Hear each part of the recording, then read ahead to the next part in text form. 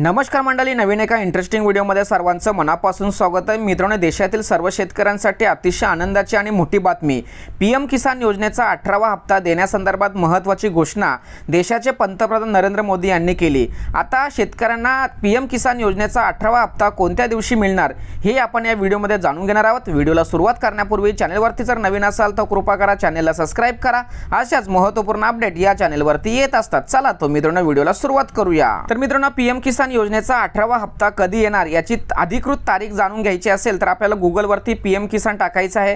PM किसानच्या अधिकृत website वरती आल्यानंतर खाली तुम्हाला इथे दिसेल की आपल्या देशाचे पंतप्रधान यांनी 18वा हप्ता देण्यासंदर्भात महत्त्वाची घोषणा या ठिकाणी केलेली आहे।